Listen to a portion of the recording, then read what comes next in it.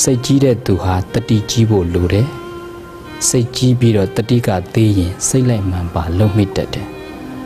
တတိဟာစိတ်အားလုံးရဲ့အချုပ်ပဲတတိပိုင်းရင်စိတ်ကိုနိုင်မယ်တတိပိုင်းရင်စိတ်ကမှားမယ်ဒါကြောင့်စိတ်ကြီးဖို့ထက်တတိကြီးဖို့လေ့ကျင့်ရမယ်စိတ်မြန်ဖို့ထက်တတိမှန်ဖို့ကြိုးစားရမယ်စိတ်မညစ်အောင်တတိအနှစ်ဆောင်ရမယ်ဒါအဲ့ဒီစာစုလေးမှာပါတဲ့ဘုန်းကြီးရဲ့အဓိကစကားပါပဲစိတ်ကြီးတဲ့သူဟာတတိကြီးဖို့လိုတယ်ဆိုတာဘုန်းကြီးတို့ကိုယ်တိုင်လည်းပဲစိတ်ကမြန်တယ်ဒီကနေ့ဆိုစိတ်တိုးလိုက်ဒီကနေ့ဆိုအလိုမကျဖြစ်လိုက်ဒီကနေ့ဆိုစိတ်လိုက်မှန်ပါလောက်တယ်ဒါမျိုးလေးတွေဖြစ်တတ်တယ်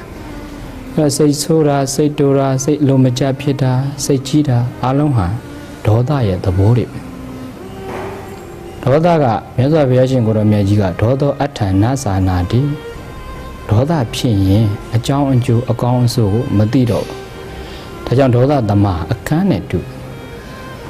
အခန်းနဲ့တူတဲ့အတွက်ကြောင့်ဘာဖြစ်လို့ဒီဒေါသဖြစ်ရတာလဲ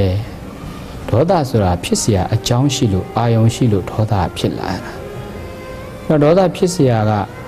အာယုံတစ်ခုပေါ်လာရင်ဒေါသဖြစ်เสียရှိလို့ဒေါသလေးကဖြစ်သွားတယ်ဖြစ်ရင်ဖြစ်တဲ့အခိုက်အတန့်မှာရပ်ထားနိုင်ရင်တော့ပုရုဇဉ်တဘာဝအတော်လေးစိုးကျိုးနေသွားမှာဒါပေမဲ့ဒေါသဖြစ်တာကိုမသိတဲ့အခါကျတော့အဲ့ဒီမသိစိတ်နဲ့ပဲဇက်တိုက်လှုပ်ပြီးတော့လူတွေမှာဒေါသအလျောက်ကျွလွန်မိခဲ့တဲ့အမားတွေကအများကြီးဖြစ်သွားတယ်။ညဘုန်းကြီးကဒီစာစုလေးမှာစိတ်ကြီးတဲ့သူဟာတတိကြီးဖို့လိုတယ်ဆိုတာလေးထည့်ပြောတာ။လူကစိတ်တော်တော်ကြီးတယ်ဘုန်းကြီးတို့ကိုယ်တိုင်လည်းစိတ်ကြီးတယ်စိတ်အညှိုးတေးကြီးတယ်။တခါဘာပဲလုပ်လို့ကိုယ်တိုင်လုံးဝမှစိတ်တိုင်းကြတယ်။ဆိုတော့မျိုးလေးဖြစ်တဲ့အခါကျတော့တခါသူများကကိုယ်စိတ်တိုင်းကြမဖြစ်ရင်ကိုယ့်ဘာသာကိုယ်ပဲစိတ်တိုင်းမကြဖြစ်ပြီးတော့ဒေါသတွေထွက်အလိုမကျတွေဖြစ်ပြီးတော့သူတို့ကိုအပြစ်တွေရှောက်မြင်နေတော့တာအဲ့တော့ဘေးကလည်းပဲဘယ်သူမှမပြောနိုင်ကိုယ်စိတ်ကိုလည်းကိုယ်ကမသိနိုင်တဲ့အခါကျတော့စိတ်အလျောက်စိတ်ကြီးတဲ့အလျောက်အမားတွေစတိုက်လိုက်ပြီးတော့လှုပ်လိုက်တဲ့အခါကျတော့စိုးကျိုးတွေကြီးပဲစတိုက်ဖြစ်ကုန်တော့တာနောက်ဘုန်းကြီးတို့ကစိတ်ကြီးတဲ့သူတွေမှာမြတ်စွာဘုရားရှင်အလိုတော်ရတတိကအရေးကြီးတာပဲကိုယ်စိတ်ဘာဖြစ်တယ်ဆိုတာမသိတဲ့မောဟတရားကမဟုတ်တဲ့အလုပ်တွေမှာစက်တိုက်ကျူးလွန်တာတွေဖြစ်စေတော့လူတွေမှာစိတ်ကိုဘာစိတ်ဖြစ်တယ်ဆိုတာသိရင်အဲ့ဒီစိတ်အလျောက်မလုတ်ဖြစ်တော့စိတ်လိုက်မှမလုတ်ဖြစ်တော့တတ္တဝါတွေအမှားလုပ်တယ်မဟုတ်တာတွေလုပ်တယ်ဆိုတာမသိလို့လုပ်တာသိတော့ရင်မလုပ်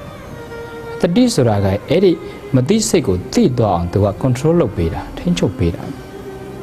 မြတ်စွာဘုရားရှင်တရားတော်များဟာလက်တွေ့ဘဝထဲမှာ apply လုပ်ဖို့ဘုရားကဟောကြားတော်မူတာဖြစ်တယ်။နားထောင်ကောင်းရင်တက်နာယုံတက်မဟုတ်ဘုန်းကြီးတို့ဒီနေ့ပြောတဲ့ဓမ္မလက်ဆောင်လေးတွေကလည်းပဲဒါလေးတွေကိုသိပြီးတော့သူတော်ကောင်းများရဲ့ကိုယ့်ရဲ့ဘဝထဲမှာ apply လုပ်ပြီးလက်တွေ့ကျင့်သုံးပြီးတော့